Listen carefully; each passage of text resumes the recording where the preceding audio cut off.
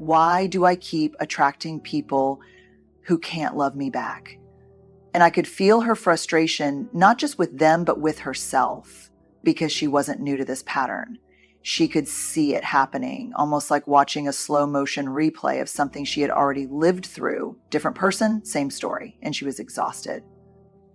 I told her something I wish someone had told me years ago.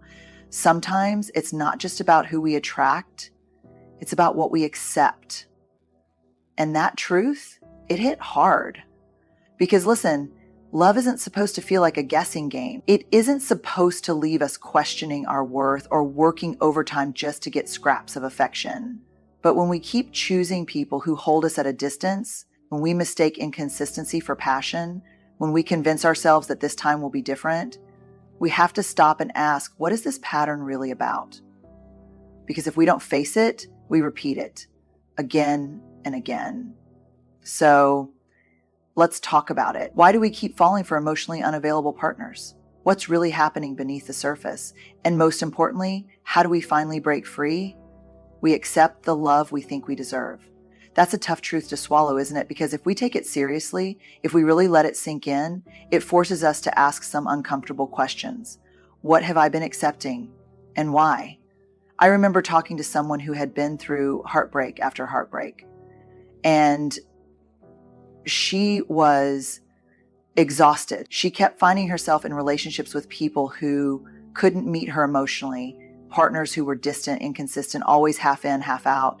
And she said something that stuck with me. I don't get it. I know I want love. I know I deserve more than this. So why do I keep choosing people who don't choose me back? And I told her something I wish someone had told me years ago. Wanting better for yourself and believing you deserve it are two very different things. See, we all have this internal blueprint for love, this deeply ingrained set of beliefs about what relationships should feel like. And the tricky part, most of us don't even realize we have it. It's shaped by childhood, past relationships, the way we were treated, the way we learned to seek affection. Some of us were taught explicitly or subtly that love is something you earn, not something you receive freely. Maybe we grew up around emotionally unavailable caregivers, or maybe we had early relationships where love felt inconsistent, where one day we were adored and the next we were ignored. And if that's our blueprint, if that's the love we learn to navigate, then even as adults, we unconsciously gravitate toward what feels familiar, not necessarily what's healthy. And here's where it gets really tricky. The part of us that wants deep, steady, reciprocated love, that part might recognize the red flags. It might know logically, I deserve better. But the part of us that's been conditioned to prove our worth, that part doesn't want to walk away. That part says, if I just love them harder, if I just show them how good I am, if I just wait long enough, they'll finally choose me. But love is not a prize for good behavior. It is not something you earn by being patient, by proving your worth, by shrinking yourself down to fit someone else's limitations. And the moment we stop accepting love that makes us feel small, the moment we stop chasing people who can't show up for us, is the moment we start rewriting the script. And let's be honest, that's not easy. If you've spent years believing that love requires effort, proving, chasing, it feels unnatural to let love come to you. It feels uncomfortable to walk away from something that mirrors what you've always known. But that discomfort, that's the sign you're growing. Because healing isn't about waiting for the right person to come along and love you better.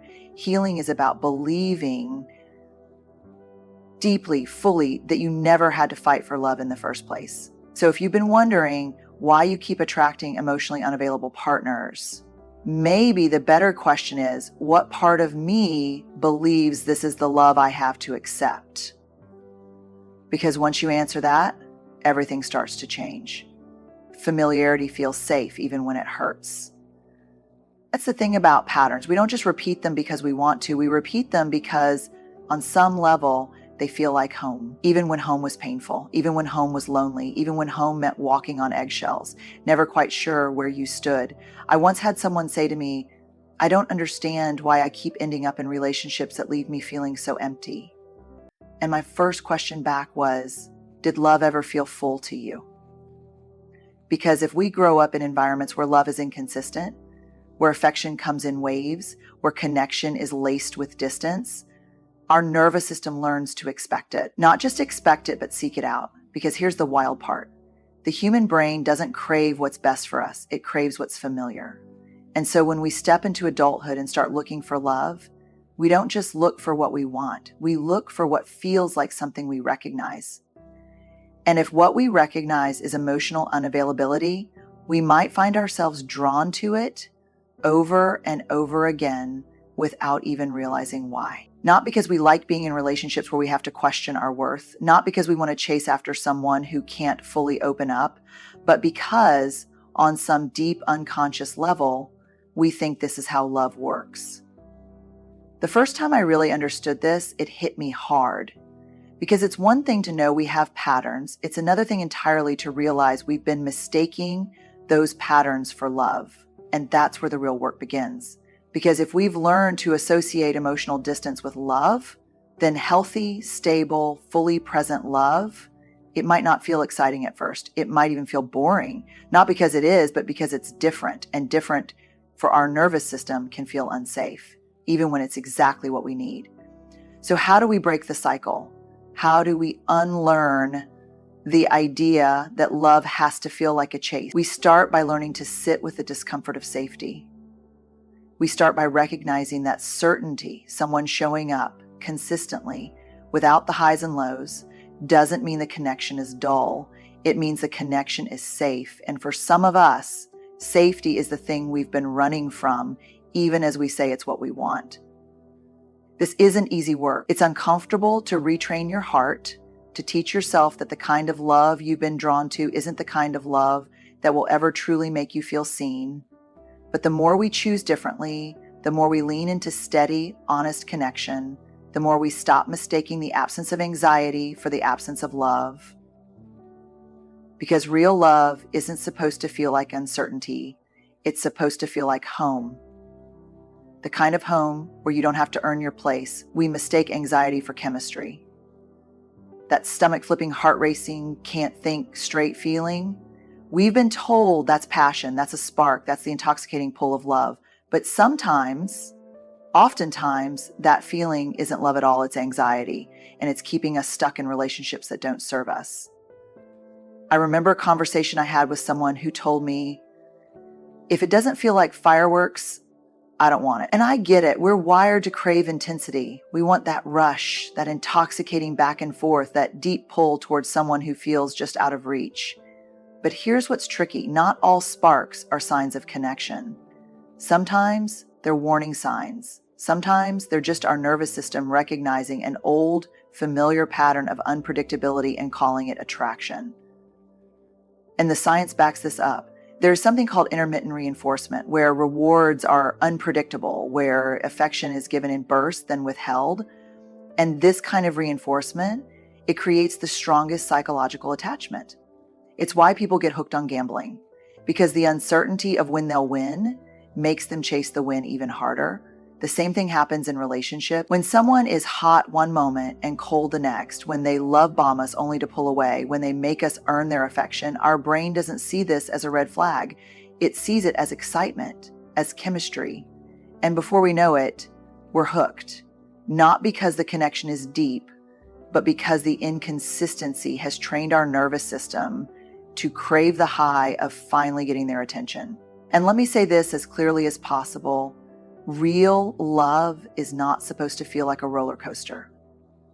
Love doesn't make you question where you stand. It doesn't give and take affection like a game. It doesn't make you feel like you have to fight for every scrap of attention.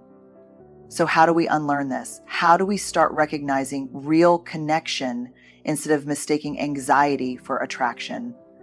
First, we have to get honest with ourselves about what we've been calling chemistry. If the spark we're feeling is actually just the fear of abandonment disguised as passion, then we need to sit with that. We need to ask ourselves, would I still want this person if their love was steady?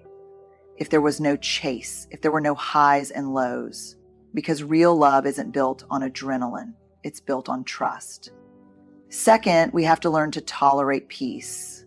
For a lot of us, steady, consistent love feels unnatural at first. We might meet someone who shows up fully, who texts back, who doesn't play games, who doesn't make us question our worth, and we might find ourselves thinking, this feels boring. But it's not boring, it's healthy. And we have to train our nervous system to recognize safety as something desirable, not something dull. And finally, we have to let go of the idea that love is supposed to feel hard. That doesn't mean relationships don't take work, but love itself, love should feel safe. Love should feel steady.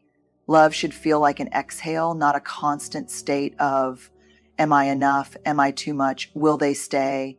Because the real chemistry, the kind that lasts, isn't built on anxiety. It's built on trust, on presence, on two people who show up for each other fully, without conditions, without games, without the need to chase. And that kind of love, that's the kind worth waiting for. We accept the love we think we have to work for. Somewhere along the way, a lot of us learned that love isn't something we simply receive, it's something we earn. And when that belief takes root, it's powerful. It shapes everything. It influences who we choose, how we love, what we tolerate. I remember talking to someone who said, I just don't understand. I give everything I have in relationships, and yet I always end up with people who make me feel like I'm still not enough. And my heart broke a little because I knew exactly what she meant.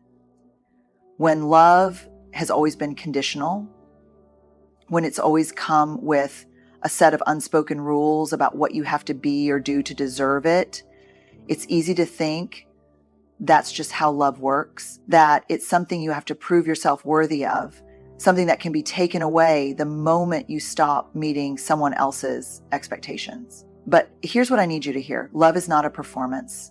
You do not have to earn your right to be chosen.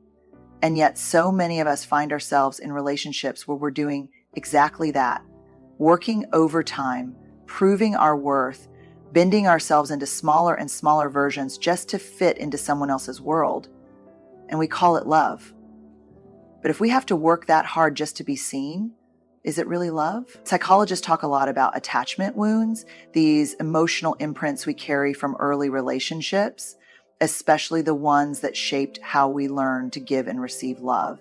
And if you grew up feeling like love had to be won, then guess what? You might find yourself chasing after emotionally unavailable people, trying to crack their code, trying to be enough to finally get them to stay. And here's where it gets really hard to unlearn. When love has always been something we've had to fight for, steady love can feel foreign. It can feel unnatural, maybe even undeserved, because when we've been conditioned to equate effort with value, the idea of someone just choosing us freely without conditions can feel almost wrong, like we're missing a step, like we should be doing something to earn it. And this is where the healing begins, because the truth is, real love, the kind that is deep, steady, unwavering, is never something you should have to chase.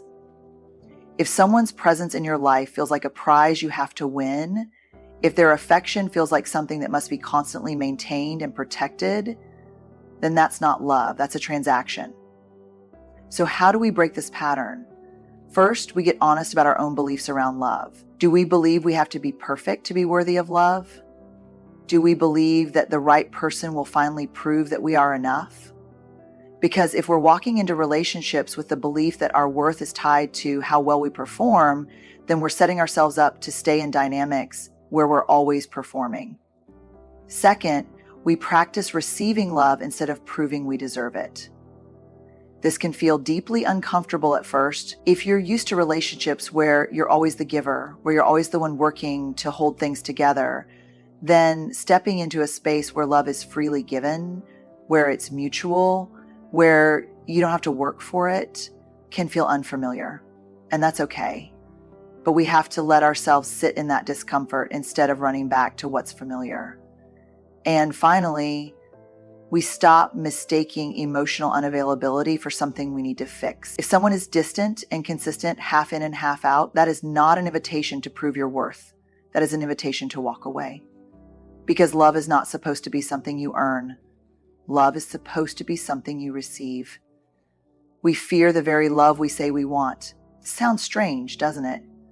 that we could want something so badly, real, deep, unwavering love, yet the moment it actually shows up, something inside us resists. But this happens more often than we think, because wanting love and feeling safe in love are two very different things. I remember a conversation with someone who said, "I don't get it. I finally met someone who is kind, consistent, emotionally available, and I feel like running." And I just nodded, because that feeling, that deep discomfort when love feels too safe, that's real and it's powerful. See, if we've spent years, maybe even our whole lives, chasing love, fighting for love, proving ourselves worthy of love, then the moment someone just gives it to us, no strings attached, no games, no need to earn it, it doesn't always feel like the relief we expect. Sometimes it feels terrifying, because real, healthy love, it requires something from us. It asks us to show up. It asks us to be seen. And for people who have spent years protecting themselves from rejection, from disappointment, from loss, that kind of vulnerability can feel overwhelming. It's like this. Imagine you've been holding your breath underwater for a long time. Maybe you've gotten so used to holding your breath that it feels normal. And then one day, someone pulls you up, gives you air, offers you a place to breathe fully. You'd think the first thing you do is inhale, right? But no, sometimes the first thing we do is panic, because breathing, that's new, that's different. And different, even when it's good, can feel unsafe. That's what happens when we meet love that doesn't require chasing, love that is steady, love that asks us to put down our armor. It feels new, it feels unfamiliar. And so sometimes instead of stepping into it, we sabotage it. We pull away. We convince ourselves the spark isn't there. We nitpick, we find flaws. We tell ourselves it's too good to be true, not because the love is wrong, but because safety itself feels unfamiliar. So how do we unlearn this? First, we have to recognize that fear of love isn't the same as lack of love. Just because something feels uncomfortable doesn't mean it's wrong.